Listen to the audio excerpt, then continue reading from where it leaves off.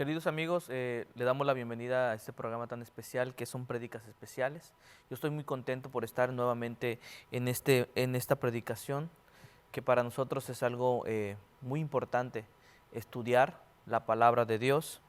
En este momento vamos a estudiar Mateo 24, pero antes de empezar a estudiar este capítulo muy hermoso, donde nos habla de los tiempos finales, donde nos habla de que el Señor pronto viene y de las señales de estos tiempos. Te invito primeramente que nos unamos en oración, donde tú te encuentres, si estás en tu casa, en el carro, escuchándonos, te invito que inclines tu rostro y los que están manejando, pues que se concentren nomás a escuchar la palabra de Dios. Vamos a orar. Señor, te doy muchas gracias por este momento tan especial, Señor, por permitirme, Señor, estar aquí, en este lugar, Señor, para impartir tu palabra, Padre. Que tu Espíritu Santo, Señor, llene este momento, Señor, y que tu Espíritu Santo, Señor, hable a tu iglesia, Señor. Utiliza mis labios, utiliza estos medios, Señor, para que esta palabra, Señor, fluya. Y que el Espíritu Santo, Señor, redarguya los corazones. Queremos hacer tu voluntad, Señor, pese a que le pese, Señor. Queremos hacer lo que tú nos has dicho hacer, Señor, llevar tu evangelio a todas las naciones, Señor, en estos tiempos que son difíciles en este mundo, Señor. Te doy gracias, Señor, y bendecimos a los que nos están escuchando y bendecimos, Señor, a los que nos están viendo, Señor. Te doy muchas gracias. Amén. Bueno, hermanos, pues vamos a estudiar un tema muy importante que yo le he puesto como título Señales de los tiempos, que vamos a estudiar Mateo 24.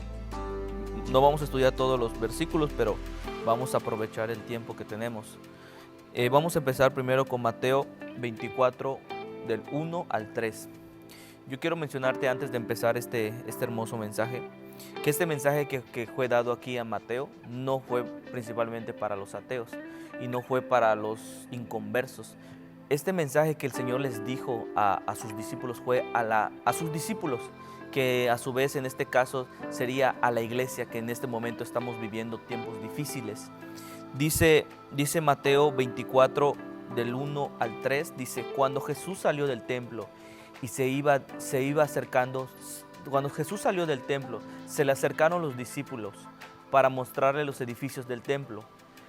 Él les respondió, les dijo: viendo todas estas cosas, cierto os digo que no quedará aquí piedra sobre piedra no sea derribada. Piedra sobre piedra que no sea derribada.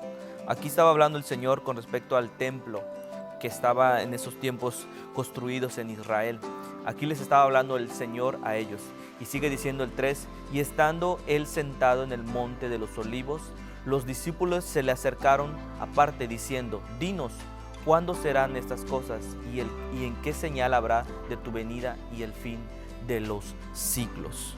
Aquí los discípulos estaban preguntando al Señor: dinos, ¿cómo podemos entender los tiempos? ¿O cuál es la señal que tú nos estás mandando para que podamos entender que ya está cerca tu regreso o tu venida? Pero aquí nos vamos a trasladar, aquí nos vamos a trasladar a Mateo 24 hasta el versículo 23. Versículo 23 dice: entonces, si alguno os dijere, mirad, aquí está el Cristo, y mirad, ahí está, no lo creerás, porque se levantarán falsos cristos y falsos profetas, y harán grandes señales y prodigios, de tal manera que engañarán, si fuese posible, aún a los escogidos. Aquí nos damos cuenta que realmente no se lo estaba diciendo a un ateo, no se lo está diciendo a un mundano, a una persona que no le interesan las cosas de Dios. Aquí se lo está diciendo a sus discípulos, o como yo mencionaba, o a su iglesia, que en esos tiempos estamos pasando algo difícil. Aquí el Señor está diciendo que hasta aún los escogidos serán engañados, porque dice que vendrán falsos profetas, falsos apóstoles o falsos anticristos, que estarán en los púlpitos predicando palabra humana o palabra que salen de ellos o para sus beneficios. Aquí el Señor les estaba diciendo: estar alertas, pueblo de Dios, porque en los últimos tiempos vendrán esos personajes. Yo creo que en estos tiempos que estamos pasando o que está pasando el mundo o la iglesia, son los tiempos que el Señor que mencionó aquí. Estamos pasando muchos tiempos difíciles donde hay predicadores que solo se suben al altar a contar chistes o a decir blasfemias contra el Espíritu Santo, o a dar una predicación pues que sale de sus emociones. En estos tiempos la iglesia, yo como mencionaba en una prédica anterior, que la iglesia está durmiendo, y cualquier persona que puede estudiar, cualquier persona que se pone a estudiar y investiga todo lo que tenga que investigar, puede manipular la mente del cristiano con solo decir cosas para entretener al pueblo de Dios. Ahora, el Señor nos está invitando a que realmente nosotros nos adentremos a estudiar su palabra. Por eso decía él, estar alerta, pueblo, porque van a venir falsos predicadores, que en estos tiempos lo estamos viendo. Lo estamos viendo en estos tiempos. Por eso el Señor le estaba alertando a sus escogidos. Ahora mi pregunta es, ¿quiénes son los escogidos que menciona el Señor? Que menciona el Señor. Les invito a que busquemos Romanos 8:33. Romanos 8:33. Ahí el Señor nos va a decir quiénes son sus escogidos. Romanos 8:33 dice: ¿quién acusará a los escogidos de Dios? Dios es el que lo justifica. ¿Quién es el que condenará? Cristo es el que murió, más aún el que también resucitó, el que además de estar a la diestra de Dios, el que también intercede por nosotros. Yo creo que el escogido de Dios tiene que aceptar la muerte de Cristo, la resurrección de Cristo y la intercesión de Cristo para que pueda ser un escogido del Señor. Yo creo que lo más importante que el Señor nos está diciendo en este momento, aquí le está hablando a la iglesia, el Señor, por medio de Mateo 24. Lo más importante es que no nos dejemos llevar por lo que dice nuestro hermano o por lo que explica nuestro hermano. Cuando nosotros escuchamos la palabra de Dios en cualquier denominación, nosotros no estamos para juzgar una denominación, nosotros no estamos para apuntar con el dedo a una iglesia, a un protestante, sino que son nuestros hermanos. La misma palabra de Dios va a redarguir su corazón si ellos están mal, porque todas las iglesias han mencionado, yo tengo la verdad, pero la verdad solo lo tiene Dios, la verdad solo lo tiene la palabra de Dios. Y los verdaderos hijos de Dios son los que estudian su palabra y que viven su palabra. Entonces nosotros como canal de televisión no estamos para juzgar ni para ofender congregaciones, ni para apuntar con el dedo. Al contrario, son nuestros hermanos. ¿Y qué nos toca a nosotros? Es orar por ellos. Y yo sé que hay mucha gente que nos está escuchando en este momento y que nos está viendo en este momento, que ora por nosotros. Y le damos gracias a Dios por tu vida, hermano. Entonces seguimos con este tema de los escogidos. ¿Quiénes son los escogidos por Dios? Entonces tenemos que entender que para ser un escogido de Dios, tenemos que aceptar que Cristo murió por nosotros, en primera. Tenemos que aceptar que Cristo murió por nosotros y también que resucitó entre los muertos y que es intercesor delante del Padre. Es nuestro abogado, nuestro Padre. Entonces, ahora vamos a pasar a un tema muy importante, que es el señales del tiempo, que podemos decir profecías o señales. Para poder entender el plano completo, tenemos que estudiar los 3 evangelios, que es Mateo, Marcos y Lucas. Vamos a estudiar para poder entender Mateo 24. Vamos a empezar con Mateo 24:7. Mateo 24:7.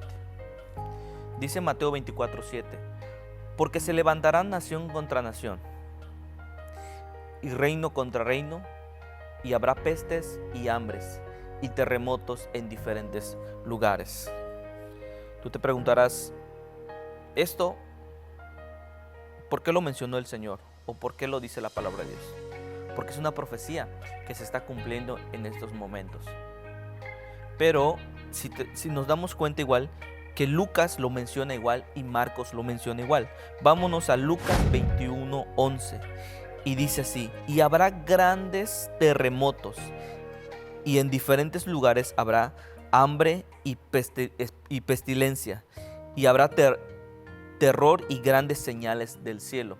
Aquí Lucas lo menciona en otra forma. Aquí habla de grandes hechos o grandes terremotos o sucesos catastróficos. Ahora vámonos a Marcos 13:8. Dice: porque se levantará nación contra nación y reino contra reino, y habrá terremotos en muchos lugares, y habrá hambre y alborotos, que va a ser principio de dolores. Si nos damos cuenta, hermanos, que aquí Marcos lo mencionó Mateo lo mencionó en 24:7, Lucas lo está mencionando en el versículo 21 al 11 y Marcos lo menciona en el 13 al 8. Vamos a irnos a otro ejemplo de que tenemos que estudiar estos tres evangelios para poder comprender Mateo 24 o poder comprender Mateo, porque están enlazados esos tres evangelios. Vamos a hacer un ejemplo más de la abominación desoladora. Dice Mateo 24:15, dice: por tanto, cuando veas en el lugar santo la abominación desoladora que habló el profeta Daniel, el que lea entienda. Eso dice Mateo 24:15. Ahora Marcos 13:14 dice: pero cuando veas la abominación desoladora de que habló el profeta Daniel, pues donde se debe estar, el que lea entienda. Entonces los que estén en Judea huyan a los montes. Ahora nos vamos a Lucas 21:20. Dice: pero cuando veas a Jerusalén rodeado de ejército, sabed entonces que su destrucción ha llegado. Aquí está, si se dan cuenta, hermanos, que realmente hablan de lo mismo, pero lo que dice Mateo lo interpreta como él lo entiende. Marcos igual lo dice de otra manera, y Lucas igual menciona algo muy importante que dice: pero cuando veas a Jerusalén rodeado de ejércitos, sabed entonces que su destrucción ha llegado. En este momento podemos ver algo muy importante, que Jerusalén o Israel está en guerra, siempre ha estado en guerra, pero en este momento es el reloj profético, donde el Señor nos dice: observen a Israel, la higuera, cuando la higuera dé su fruto, está anunciando que ya estamos en tiempos finales. Aquí el libro de Lucas 21 lo menciona. El Señor mencionó doble cumplimiento en lo primero de la destrucción de Israel y en la destrucción del mundo. En Mateo 24:2, el Señor menciona dos cumplimientos muy importantes, que si podemos entender, en Mateo 24:2 dice: respondiéndole él les dijo: vean todos esto, de cierto os digo que no quedará aquí piedra sobre piedra que no sea derribada. Aquí el Señor está mencionando al pueblo de Israel. Por eso yo mencionaba que el Señor está mencionando dos cumplimientos. Ahora el 3 dice: y estando él sentado en el monte de los olivos, los discípulos se le acercaron parte diciendo: dinos cuándo serán estas cosas y qué señal habrá de tu venida y el fin del mundo. En el 1 y el 2 de Mateo 24 menciona sobre la destrucción del templo. Aquí está hablando de una profecía que se cumplió. Sabemos que los babilonios destruyeron el templo de Jerusalén. Esto ya se cumplió. Y sabemos que el Señor ha dicho que también se va a volver a reconstruir el templo. Pero aquí si ponemos más atención, el Señor en el versículo 24 está hablando de dos hechos muy importantes o dos profecías. En el 3 está hablando de los hechos que van a pasar en el mundo. En el mundo, digamos, lo que está pasando ahorita, las catástrofes. Vamos a volverlo a leer. Y él estando sentado en el monte de los olivos, los discípulos se le acercaron diciendo: dinos cuándo serán estas cosas. Los discípulos le estaban preguntando: Señor, dinos ¿cuándo va a pasar esto? Cuando tu venida ya esté próxima. ¿Y qué señales habrá en tu venida en el fin de los siglos? Cuando hablamos de los hechos finales o de los acontecimientos finales o las profecías finales, no podemos dejar dejar de mencionar el libro de Revelaciones, que es Apocalipsis. Revelaciones 4:1 menciona un acontecimiento muy importante para el pueblo de Dios que comúnmente lo conocemos como el arrebatamiento de la iglesia. ¿Te suena algo, hermano, con respecto a este tema del arrebatamiento de la iglesia? Mateo 24 menciona mucho de las catástrofes, de que las señales, habla a la iglesia que tiene que estar alerta, que no se deje engañar por los falsos profetas o por los falsos pastores o por gente que realmente predica la palabra de Dios pero no la vive. El profeta, el apóstol Juan lo menciona. Ahora, ¿quién es el apóstol Juan? El apóstol Juan es uno de los apóstoles menores, que él estuvo en la isla de Patmos, encerrado. Es cuando el Señor le dio una visión, cuando él pudo ver la visión de las revelaciones de Apocalipsis. Ahora vamos a leer Apocalipsis 4:1, que es muy interesante este versículo. Dice: después de esto miré, he aquí una puerta abierta en el cielo, y la primera voz que oí como trompeta hablando conmigo dijo: sube acá, y yo te mostraré las cosas que sucederán después de esta. Y yo te mostraré las cosas que sucederán después de esta. En estudios anteriores han mencionado con respecto a las nubes, que las nubes son muchedumbres, que es mucha gente. Pero aquí, si nos vamos a 1 de Tesalonicenses 4:17, dice: luego nosotros los que vivimos, los que hayamos quedado, seremos arrebatados juntamente con ellos en las nubes para recibir al Señor en el aire, y así estaremos siempre con el Señor. Vamos a hacer un comparativo con lo que el apóstol Juan vio con lo que dice a Tesalonicenses. Dice: sube acá. El Señor le dijo a Juan: sube acá. Ahora mi pregunta es: ¿dónde estaba el Señor cuando le dijo sube acá? ¿Dónde estaba el Señor? El Señor dice que el Señor está en los cielos. No es la película del Señor de los cielos, sino que nuestro Padre Celestial, Yahweh, y dice que a su diestra está Yeshua, Jesús. Sube acá, le dice a Juan, para que le pueda mostrar las cosas que van a suceder. Ahora, en Tesalonicenses 4:17 menciona, dice: luego nosotros que vivimos, nosotros que estamos aquí ahorita en este momento, los que hemos quedado, porque si podemos entender que va a haber el primer levantamiento van a ser los muertos, que serán transformados. Serán transformados. Entonces, al apóstol Juan le menciona el Señor: sube aquí. Ahora podemos entender que el Señor está en los cielos. Ahora el Señor dice: luego nosotros que vimos, los que hayamos quedado, seremos arrebatados. Arrebatar arrebatar es algo como levantar, quitar, juntamente con ellos en las nubes para recibir al Señor en el aire. Así estaremos siempre con el Señor. Yo, en mi punto de vista, yo creo, ya usted debe de investigar por su parte, que lo que le pasó a Juan fue lo mismo que va a pasar en los tiempos finales. Yo mencionaba en una prédica anterior que mucha gente se ha estado peleando con el tema del arrebatamiento, si nos vamos a ir en las nubes, si vamos al cielo, o que si vamos a estar en Bosra, o vamos a estar en el desierto, o vamos a estar escondidos. La verdad, yo creo que la palabra de Dios es fiel y no se contradice. Cada quien tiene su punto de vista, cada quien sabe lo que está diciendo conforme a lo que el Señor les ha dado.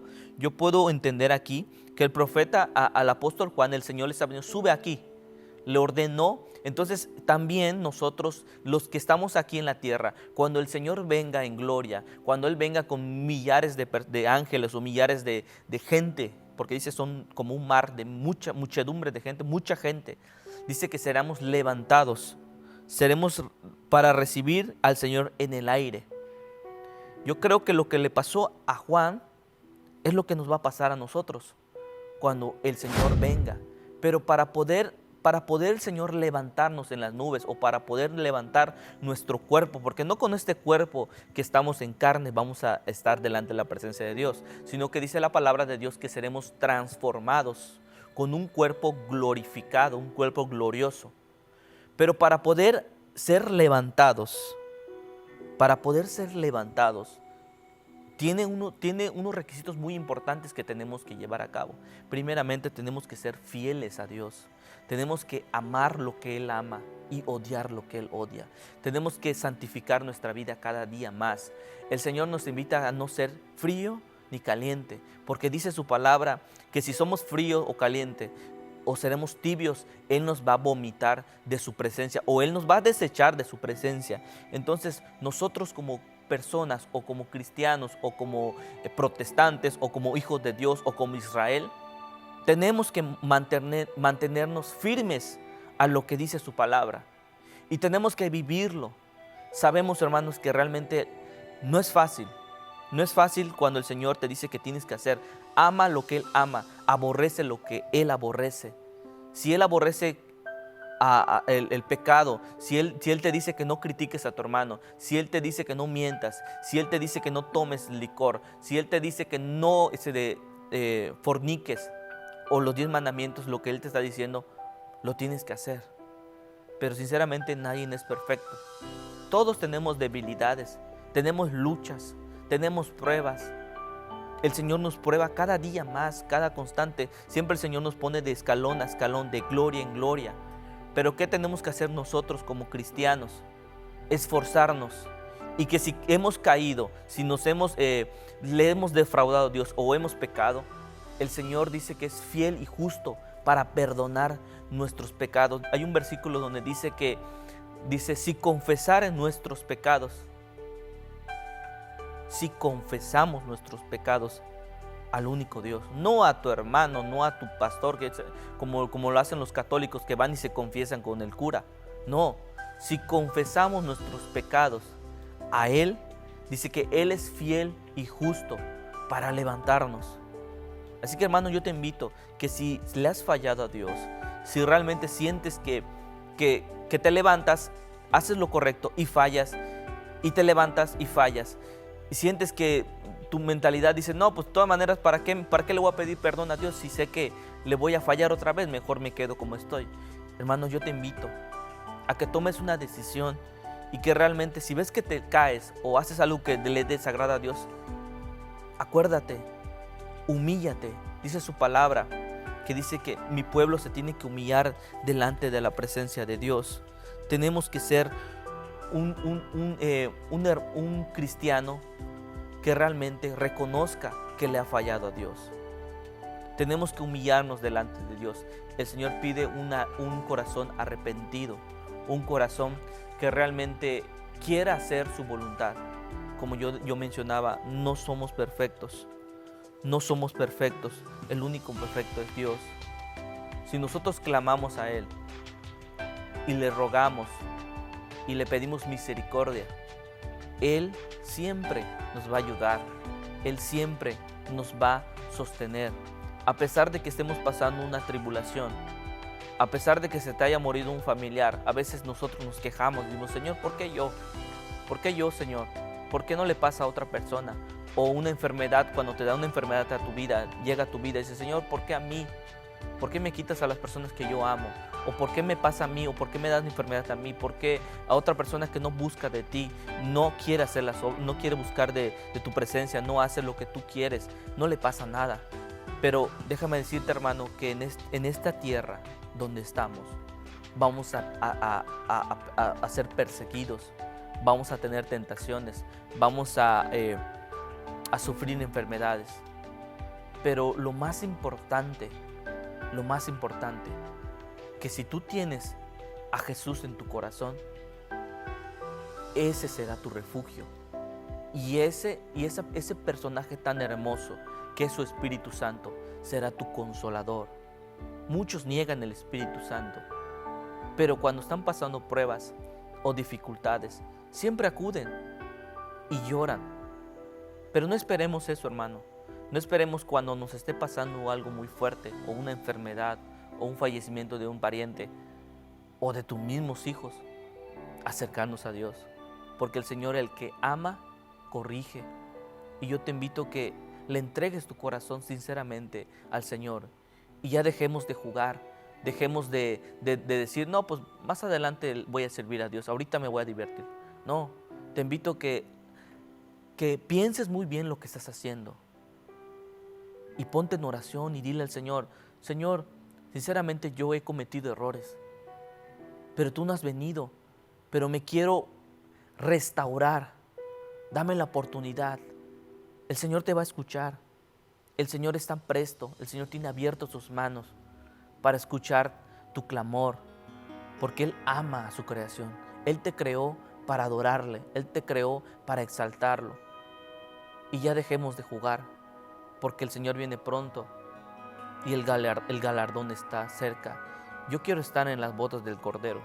Aunque se me hace difícil, hermano.